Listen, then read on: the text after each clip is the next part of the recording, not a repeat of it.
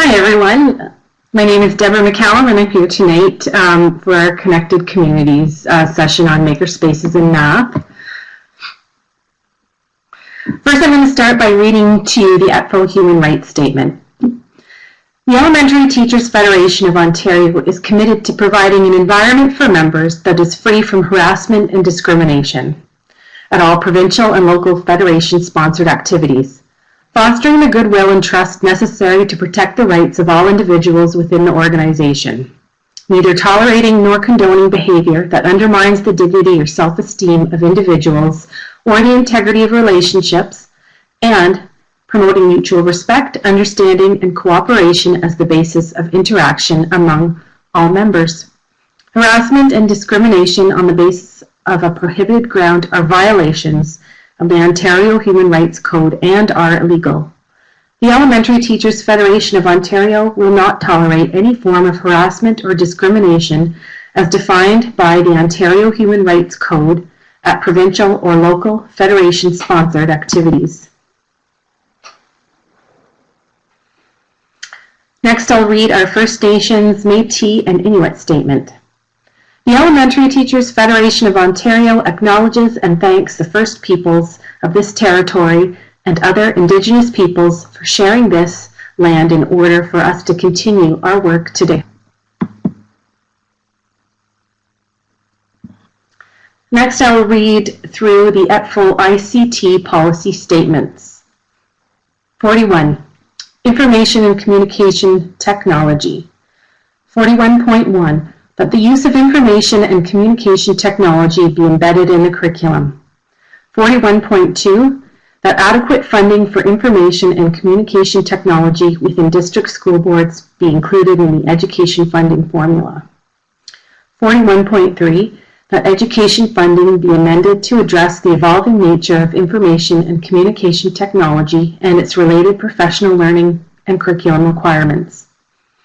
41.4, that education funding be amended to lower the computer-to-student ratio at the elementary level in district school boards.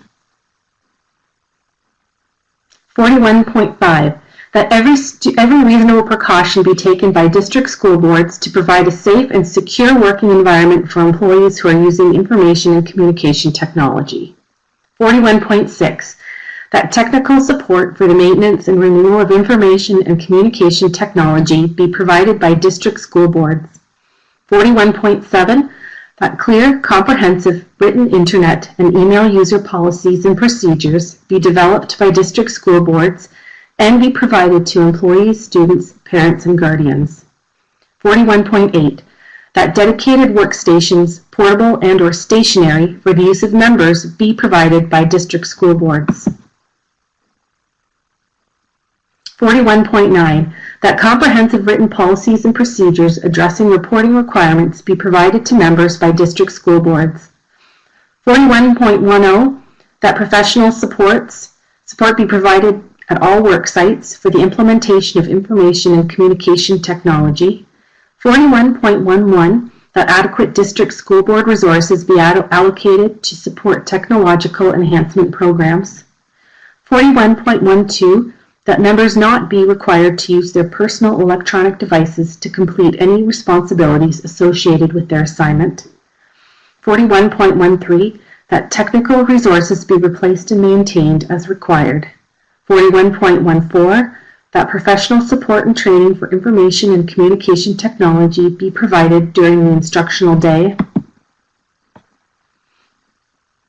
41.15, that any unauthorized audio and or video recording or photography of members be opposed. 41.16, that any unauthorized use, publication, posting, and or distribution of any audio or video recording or still image be opposed. And 41.17, members be provided with an up-to-date board-supported laptop or a comparable device for instructional and administrative use. This is the Connected Communities Project, and the Connected Communities Project is comprised of a series of online sessions with a team of teacher experts funded by the ministry. Online sessions will take the form of webinars and online communities of learners designed to support teaching and learning in kindergarten, mathematics, and technology-enabled learning.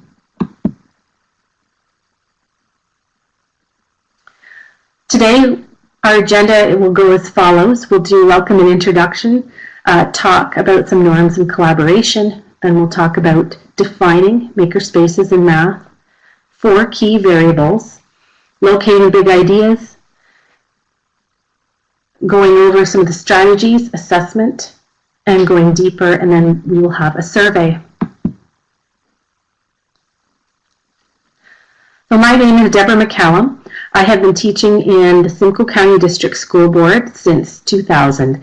And I have been a teacher librarian until I had my children, and then I went back after. And now this year, it's very exciting. I am running a Makerspace in my own classroom in the school, and I'm doing 100-minute blocks of science and math planning time for students in the school, and I'm a cert out of that room as well. It connects onto the library, so it's been very exciting connecting my program with the social studies program going on with the planning time in that library.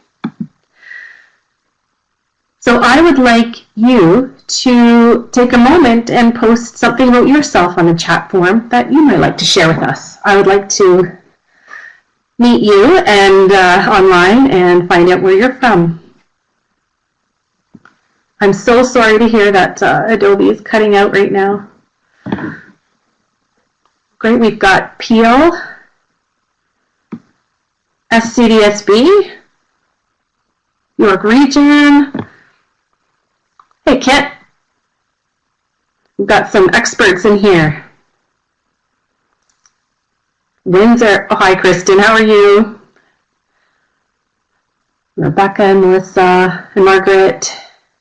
TDSB. Hi, Bonita. How are you? And Jessica. So we've got, that's excellent, hoping to get a makerspace going next year. Who said that? It's going by very fast. Hey, Jessica.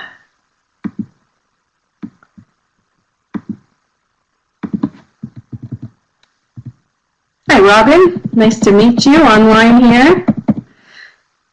Excellent.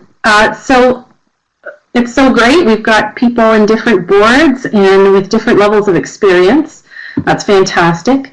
Let's go over some norms of collaboration now that we've gotten to know each other a bit. Just some of the basic rules here. We're going to use this chat box often throughout, and this is a great place to ask questions and share some more learning. If you have a burning desire to raise your hand, so to speak, and share something, just above the picture, my camera here, video, there's a little man with his hand up, and if you click on that, I will be able to see beside your name that you would like to speak, and we can facilitate that for you if you wish. Sometimes there's going to be links that I want you to click on, and it's going to take you out of the Adobe Connect session. It's not going to close the session, but it's going to move into and open up a browser for you, a browser window. And when we're done with that, I'm going to ask you to come back to the Adobe Connect session. So you may need to toggle over. And we remember that we listen to everyone and we think about the principles of equity and fairness and make this a safe environment for people to contribute any ideas, and we're open to that. With that in mind, I have a little poll here because I know some of you have already been sharing that you've had makerspaces running at your school. I'm curious, just through this poll here, just to get more of an indication of, let me open this wider for everyone. I'm interested to know a little bit more about your experiences. You can check off multiple boxes. I I'm interested in knowing how many of you have tried them in the past, how many of you are in the process of just planning, and how many of you have a great deal of experience. And likewise, I'm interested in how you might integrate math. Do you want to? Have you tried it? Are you actively integrating it right now and looking for new ideas? Okay, so I would say that more than half of us have tried Makerspaces and are planning to do a little bit more, and either want to or already are setting it up. Thank you very much. I'm just going to move this out of the way for us. And thanks, Elisa. Not familiar with Makerspace. I hope that this is a little bit beyond an introduction, but I hope that this will help. That's a good goal that you have there. I would like you to share some of the goals that you have in your Makerspace journey right now. Finding resources, great. And I will be sharing some excellent resources later on in the session. Getting ideas and applying them, excellent. We've got some kindergarten classes and assessing students, which we'll touch on at the end of this as well. Getting started. Okay, excellent. Deepening the math beyond the knowledge. Thanks, Kit. So we all have some really excellent goals, and as you can see, everybody has different iterations of the goals that they have for math in their classrooms, which definitely shows us that we all don't come to the table with the same learning needs. So first, this is good for some of you who maybe don't understand the philosophy behind Makerspaces yet. Why do we have them? It's based in the theory of constructionism that was founded by Seymour Papert, and he actually died earlier this year. But one of his quotes is that the role of the teacher is to create the conditions for invention rather than providing the ready-made knowledge. So this is really key in a makerspace. Beyond that, we also know that there's a lot of research coming out now really showing us that visual spatial reasoning and mathematical thinking are very intimately linked. And recent studies are now showing that spatial reasoning is the key that opens many doors for children. And many mathematicians stress that their work relies strongly on visual and spatial representations and forms of understanding. So while our goals are to give students the opportunity to infuse their own experiential knowledge into the makerspace, we also give them opportunities to construct new knowledge and build that. When students are struggling in math, they tend to lose interest, and we'll often hear them saying things like, I'm not good at math, so I'm not interested in doing math. And therefore, the makerspace, making in math, provides that unique opportunity to give children opportunities for them to appreciate why challenging content is worth knowing. So what it means to be a maker in math, you believe that students learn by doing, seeing, representing, and having hands-on opportunities. And that really ties in with that visual spatial reasoning piece. You want students to know that math provides us with useful tools to solve problems around us in the world. You facilitate opportunities to help students use the math that they already know. And you help students to problem solve and ask questions about what they don't know. And you understand that students may be studying science and math. However, you're not worried about whether they're doing science or math, because when we're making, it's never an either or proposition. So we can notice and name the math. And with having a makerspace classroom for the first time in our school this year, it's become quite evident that the students have not had these opportunities to engage in real problem solving and asking those questions. And so they don't always realize, they don't understand, they don't see it when they're wondering, they can't name their questions.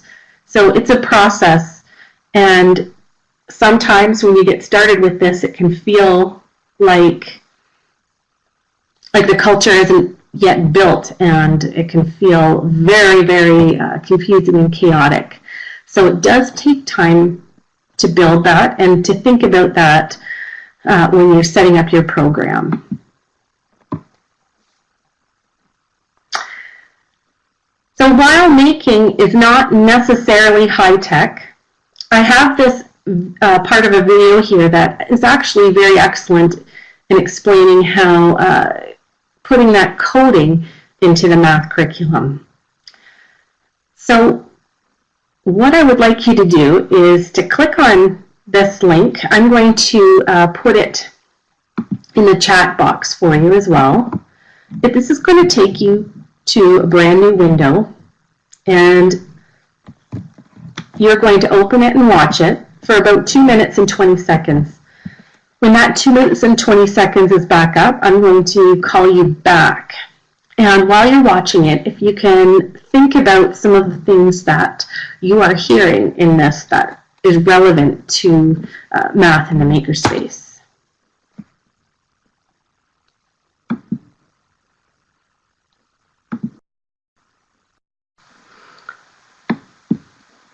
Okay, if you could now pause that and come back.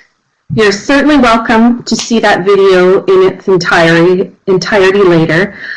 You will have this PowerPoint to take with you, and the link is always here. What were some of the key points that really stood out to you in that video? Great, coding connects to patterning, so we're seeing those connections to different math strands. Conceptual reasoning and computation is needed, that's right. Integration of different math concepts. I think that is really key, that we're integrating. That's really the point of making. It's not knowledge in a silo. You know, they talked about, it's fun, exactly. And students are not criticized for errors. I know that really stood out to me. It's not a passive way to gain the knowledge from the teacher or from a worksheet or from a textbook.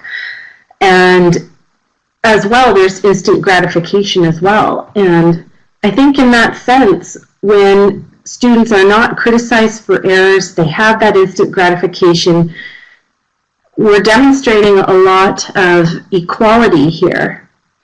And equity is a really big part of the Makerspace. What I did here was, before I found this video, I actually created this chart on a Bristol board and posted it in my classroom because I wanted to connect code. I wanted to go through the grade 3 curriculum and find out exactly how coding would connect. I have a Sphero robot and 3 Dash robots, and I wanted to know how this could possibly connect with all the strands of math. So I could see, looking at the overall expectations in the grade 3 curriculum, I could see that there are aspects of every single strand that can be extracted from these activities. And this is not only important for the students to see, but it's also important for us because we're not only looking at geometry. Now, I know that our report cards often want us to only report on the geometry or the data management, but we'll talk about that a bit later, and how we can attach some of the bigger ideas. But really we want tasks with multiple entry points. If students are going to solve when they're makers, if they're going to solve their problems with, creatively with something geometry related, we're not going to penalize them because we're only studying measurement. It's So the possibilities are really endless. And it's also very equitable. So research in the United States and Canada demonstrates that there is a disparity between children from middle to low-income families upon school entry, noticeably in the area of mathematics. Females and minorities are also underrepresented in STEAM careers, but we now know that there are other ways of knowing the world and experiencing the world and communicating about the world besides what a traditional program in school can provide. So making can contribute to narrowing these inequalities as well. So we want to, STEAM is, the acronym STEAM stands for Science, Technology, Engineering, Arts, Math, and especially in light of Ontario's renewed math strategy, this is a great opportunity to really put that M in STEAM and really spur that interest in math for future careers. And we can do this with rich tasks that allow students for multiple entry points into their learning. And we'll talk about more how we do this by starting big ideas. But we know that there's many paths to gain knowledge. There's many problems to the same situation. You know, in nature, there may be certain ratios and laws. Fibonacci comes to mind. You know, these are ratios and mathematical concepts that don't change. But when we bring it into art and science and construction and engineering into our classroom, this is where it becomes very iterative. And this is where students are going to experience failure, and we want them to fail because we want them to reflect and we want them to feel good about it.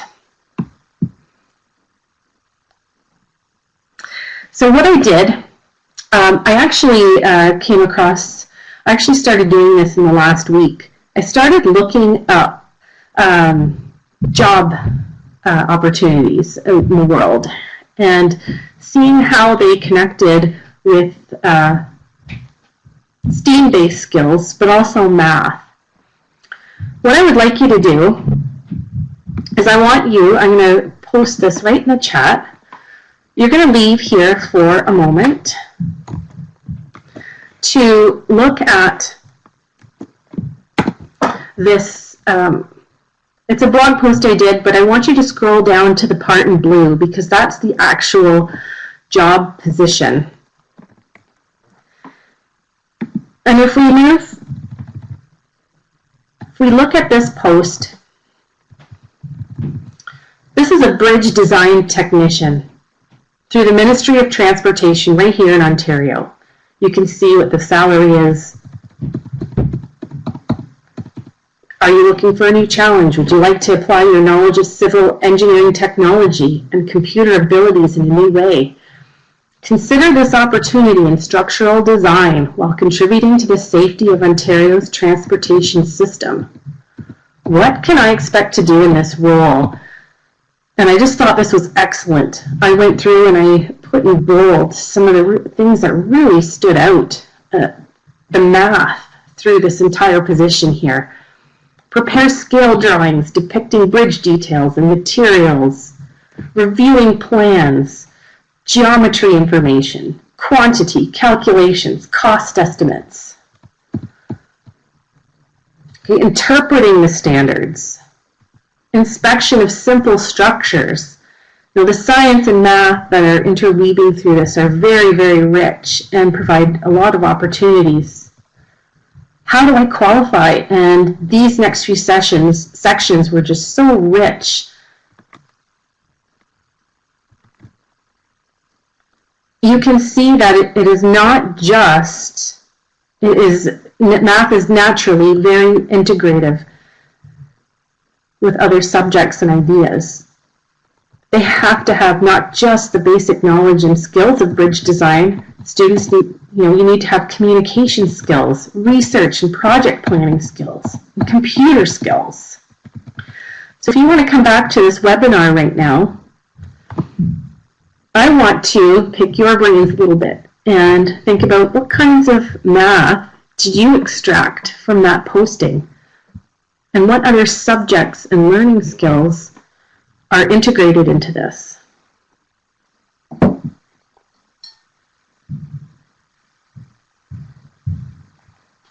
This is important because I thought when we can notice and name the math that goes on in our world, then we are better able to facilitate that makerspace for math. Yeah, definitely geometry, problem solving, collaboration. It's very, very rich, and there's a lot that you can pull out of this. Definitely number sense, innovative thinking, language, drawing, and that really is, the visual spatial sense. Problem solving, absolutely. So in a makerspace, it's not just teaching that unit or that skill. Just like this kind of a job posting, makerspaces are inherently connected. Yes, financial literacy. Okay, so there's many possibilities. It's a non-linear process. So we must think about it in the context of other subject areas as well. So some of your questions might be at this point, what do we want our students to be able to do? What enduring understandings do they need? How will I know when students have achieved those mathematical understandings? What evidence do I need? And how will I integrate math into my program? And if I already am, how will I make it better? So there are 4 key variables that we really want to think about for using math in our makerspace. The student, first of all, the teacher, the learning space, and of course, last but not least, the activity. Okay, so finding out the student interest is absolutely key. How do students perceive themselves? Students need to see themselves reflected in a makerspace. And it really helps us to relate the students to the math content. Okay, so when we identify their hobbies, their sports, their aspirations and goals, then we can better offer those opportunities to make. So what are their values? I'll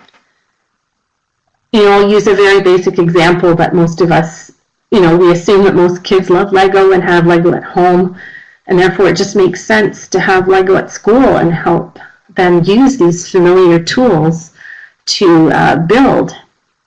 Some of them are video gamers and absolutely love Minecraft. That's part of them, who they are as people, and so therefore I could give you a prescriptive list of things to absolutely have in a makerspace, but at the end of the day it really needs to be personalized. It really needs to be about your students and what your students need and how you can best connect them with math. And every school community might be a little bit different. I just want to take a moment and have you tell me, I have a series of pictures here, and this is only a small, bit of different activities that could possibly happen in a makerspace. But what do you see happening in these pictures? Yep, so kids are definitely coding. They're definitely experimenting. Definitely spatial reasoning is going on. Yep, they're orally communicating, they're collaborating, close thinking, engagement, building, critical thinking, hands-on, exactly. So we've got the high tech. This is a great way, multiple ways of representing ideas, exactly. And a lot of these were students' own choice. Some of these were activities that I had the whole class doing, like with the cardboard. I had them all engaged in the cardboard together. And I think it's a good idea to make sure that they that you introduce each tool and each activity to them first before you set them loose into a free-for-all. If that's how you choose to run makerspaces, you might want it a little more structured inside your balanced math program. But we have students doing art, working with pulleys. We've got Explain Everything, which is an excellent tool no matter what they're doing. Having students recording their own information, ready to share and present, part of those key communication skills, just like we saw in the job description. So students, in order for this to take place, it really needs to be explicit. And while I have explicit expectations in the Makerspace in general, if you are looking to integrate making into a math program, like say you're running a balanced math program, or you want a math corner in your Makerspace in the library, or you have a special cart that has, like I do, my room is has lots of opportunities for math, but I also have a math cart that can be signed out. I would like you to click on this Padlet,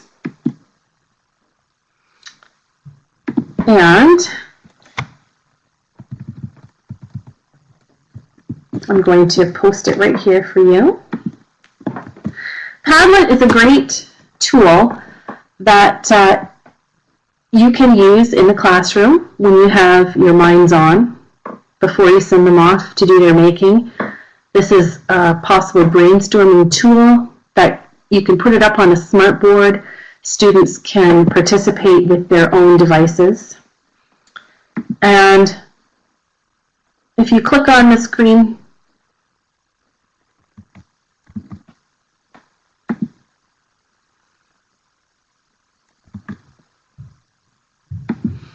you want to add your ideas to it. And I want you to think about making this more explicit to facilitating math.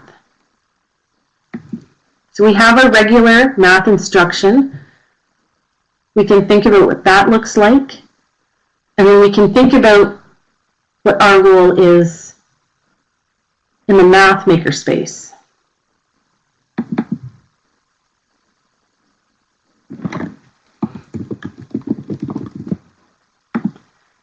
So in the math makerspace, maybe we're seeing the teacher doing more facilitating,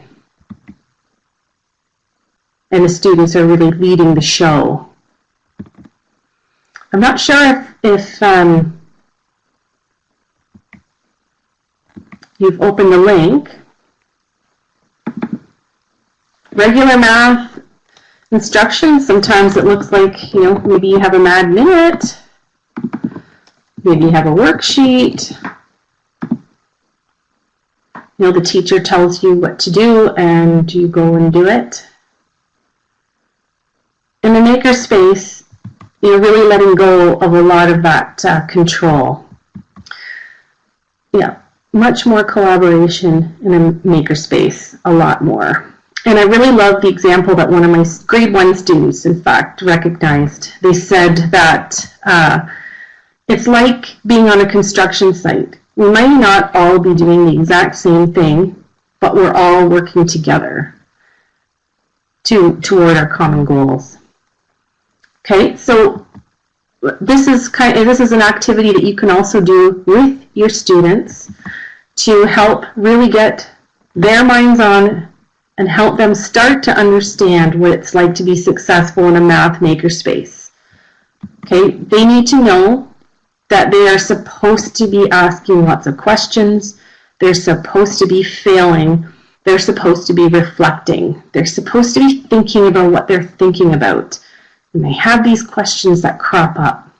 And they're supposed to be pushing themselves. I use this example of, because it's a situation that I had. I had one student, I gave them a pyramid building challenge, and he finished a pyramid in 5 minutes. And I gave him 2 other different types of pyramids to try. But, he decided not to push himself and to goof around. But I had another student who worked on the pyramid for about 40 minutes and started getting so frustrated. And just to think about who's learning here. So if the student that knows how to do something in 5 minutes and they're done, that speaks of a fixed mindset. They're not learning anything. They already knew how to do it, but they're also not pushing themselves to learn more.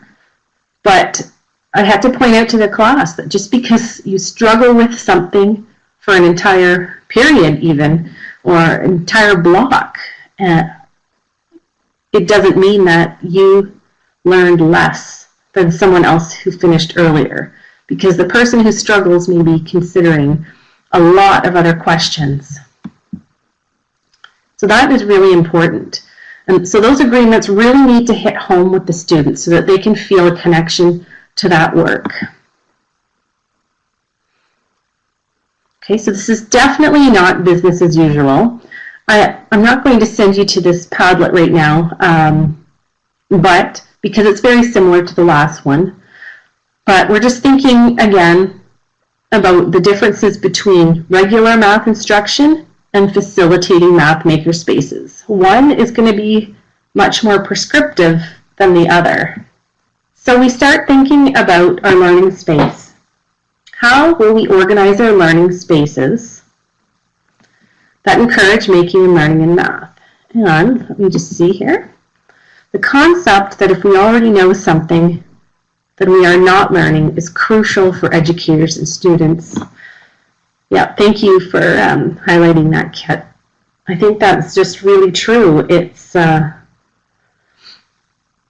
making is not just for the students that maybe automatically understand everything and then get to move on to something more challenging. It's also for students who are really struggling with the material. It's something that is for everyone, but that we as educators need to recognize that. I see Jessica's typing as well.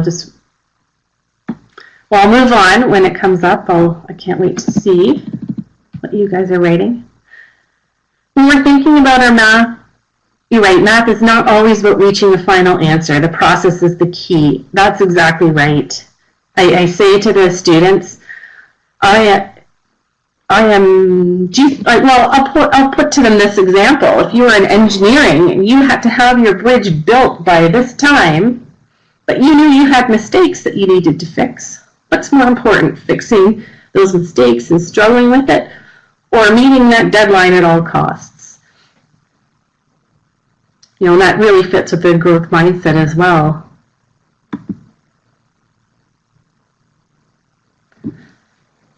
Yeah, and so our learning spaces can really facilitate that process, and we can do that by posting those agreements.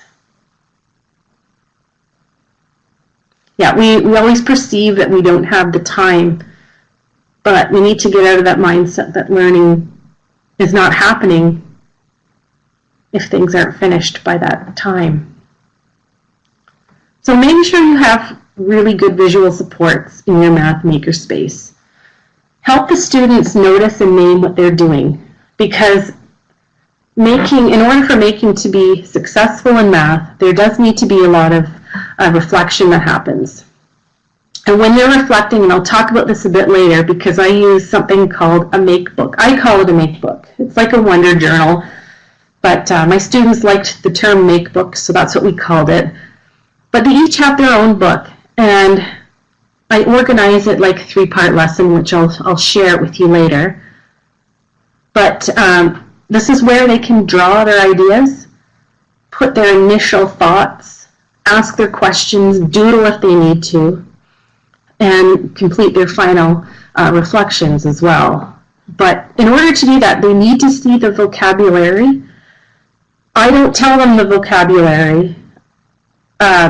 Making is not their entire math program, but I don't give them the vocabulary. I extract it from the curriculum so I know exactly what it is, but I put it up, but I draw their attention to it as they're using it. As I'm walking around and facilitating the conversations and the learning that's going on, I draw attention and start naming it for them. So that's, a big role of that teacher is making those connections. How do we help? I have a great, I think Jen asked a question here. How do we help teachers move out of that mindset? I'll let you know when I figure it out. I'm just kidding. 5 strands, and they need to cover them some twice. Again, making is not going to be your entire program. It may be, if you're in a classroom, you may want to do this as a part of a balanced math program. If you're a librarian, then you're probably getting out there and you're really selling the Maker program, and you're looking to collaborate with teachers and bring students in and show them some really great learning that can happen. But it does take time, and every school is going to be different, every person is going to be different, but it's a real culture shift. So again, you do have to, at the end of the day, you are accountable to covering all the 5 strands, but making is a really great way to show the students and empower them by trying the math in new ways in a makerspace. And organization. So, there's a sphere there, but I have a space just for the robots. I have a spot, I have a blue cart. You can kind of see it in that one picture, but that's our math cart. And these laminated pieces of graph paper are just pinned above it. And because they're kind of oversized, there's not really a great place to keep them, but they hang really well because they're nice and light.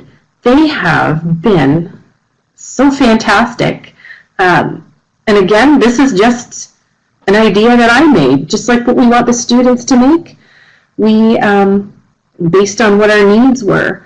And kids love this. They love making up their own games with pattern blocks, playing with symmetry and pentominoes. And it's just a really great center to really help students focus on, visual spatial reasoning or, creating their own games. So I would not have realized that something like this would have been so powerful, but it is.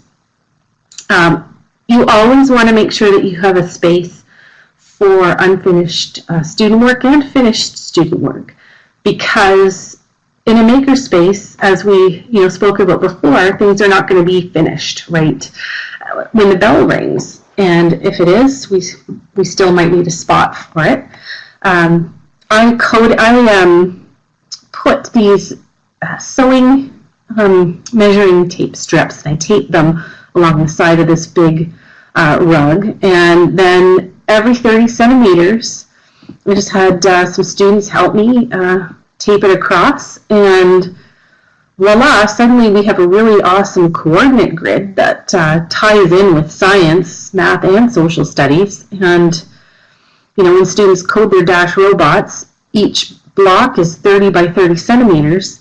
So if they want Dash robot to move 4 spaces, then they know that they need to they need strategies. They either need to multiply 4 by 30 or they need to add it 4 times, but they need to figure it out.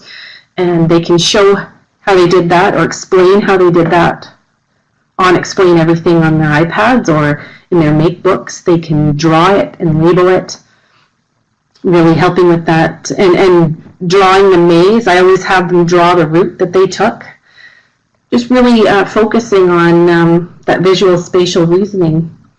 And then they can make up their own instructions and games and have other students try them out.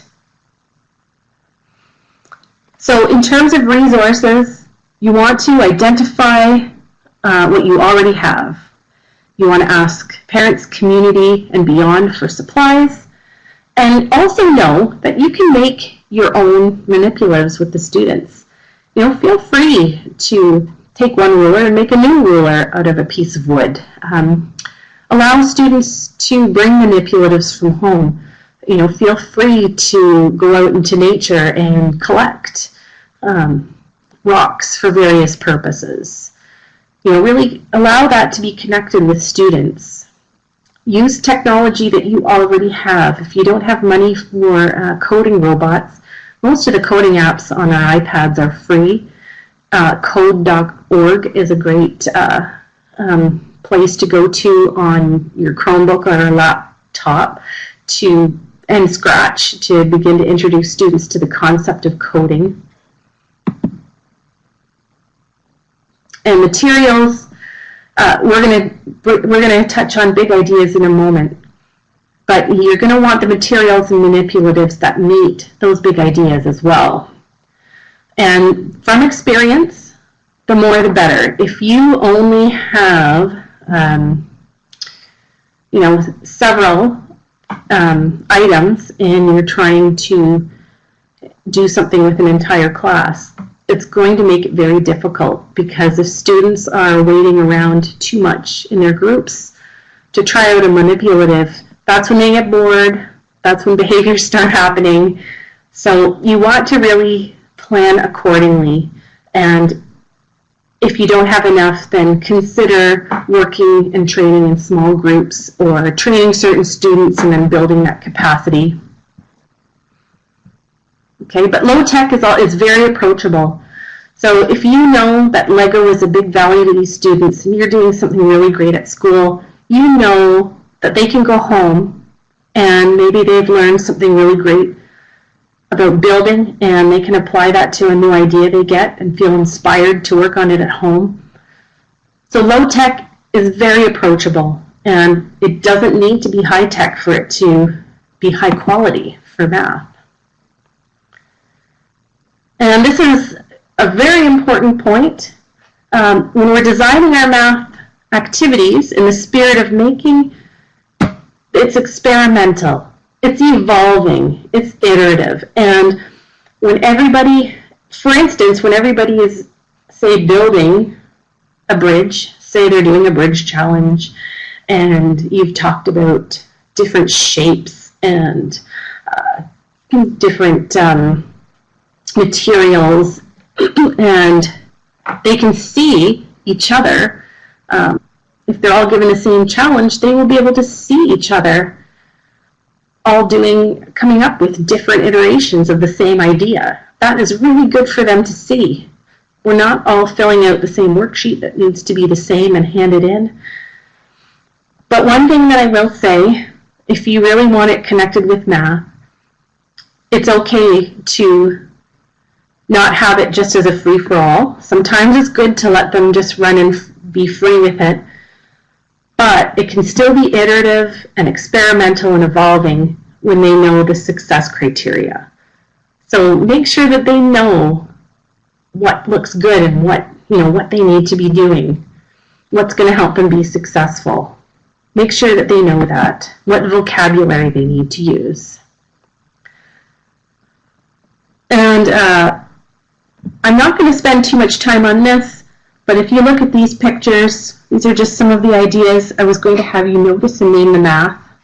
But I'm going to scoot a little faster through this. You're going to see these pictures again, but there's so many possibilities here.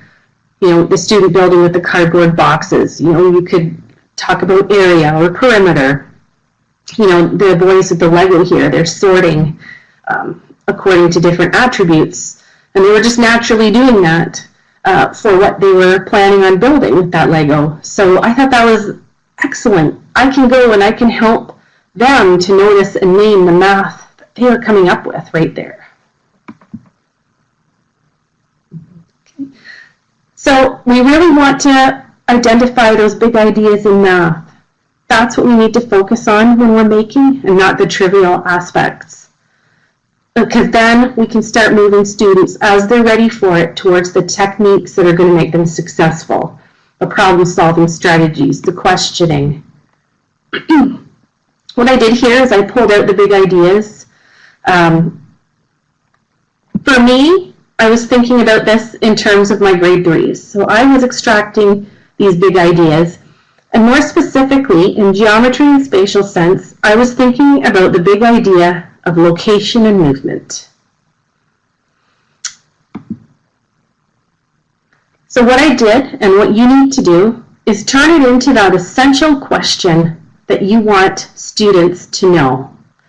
What is that enduring understanding that you want them to have while they're making? And these are the kinds of things that you can assess and turn into your report and comment on your report cards. So for instance, and your questions might look different depending on your students' needs and the materials that you have.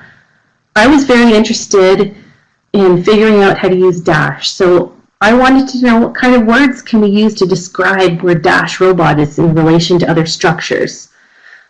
How will I code Dash to move to certain locations on a map? So we're talking about the positional language, the movement language.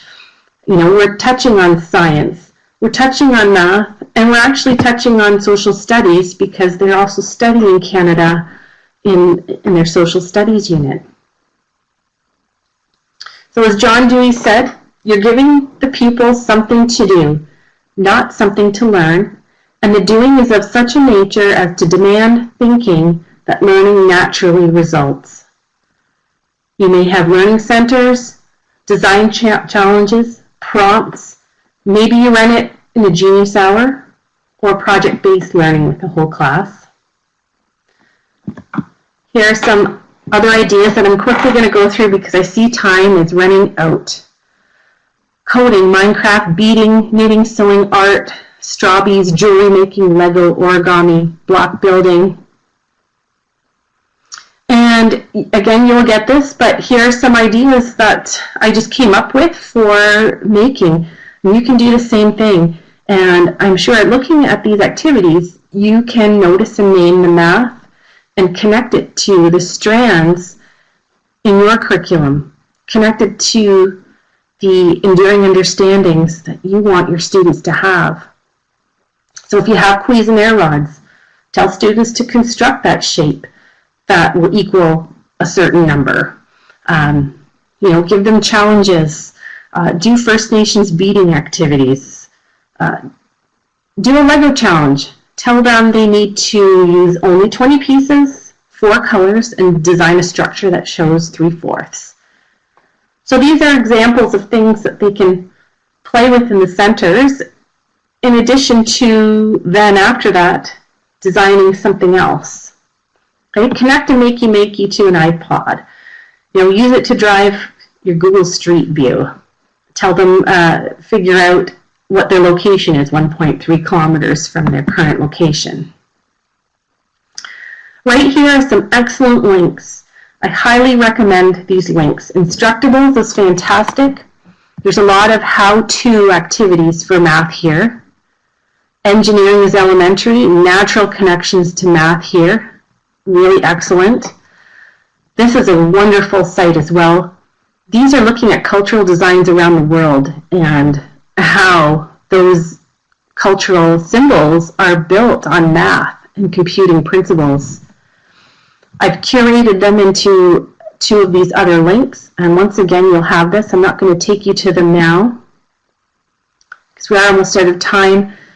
But assessment. So once again, we're not doing the making all on its own as an entire math program because we are accountable to assessing.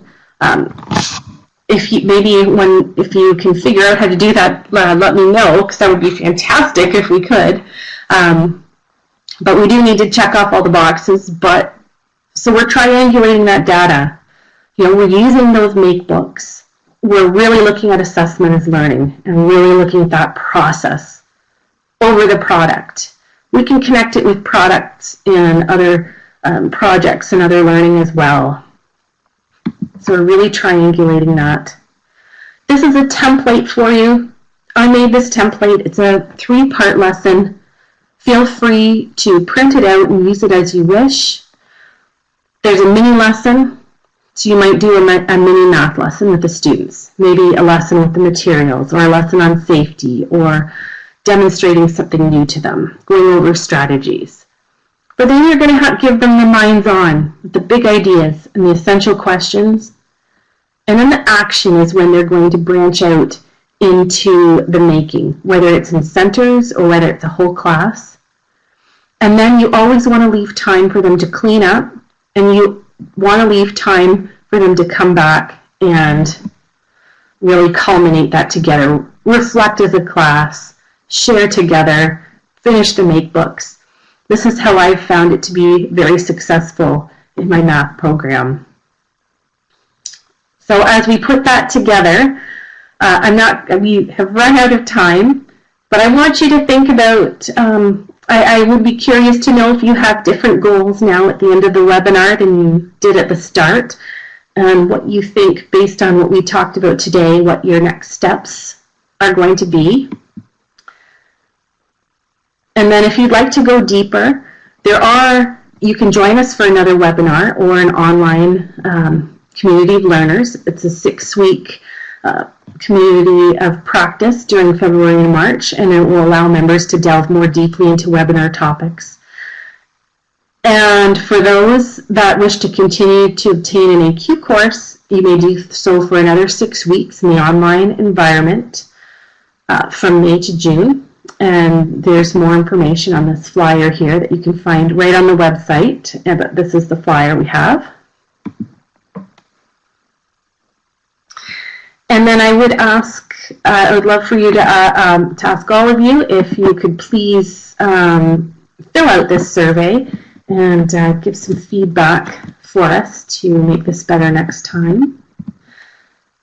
And if you would like to follow more of my own learning as I continue my journey with math and makerspaces. Thanks, Shelley. And if you want to follow me on Twitter, go ahead, and there's the survey. And I know I've gone over time, and I've really appreciated learning with you, and I want to honor your time. So thank you very much. Thank you very much. I'm so happy that you will be able to use many of them. And that's my Twitter account, so feel free to connect with me anytime. I'm happy to answer questions and connect with you even outside of this. All right. Thank you very much, everyone.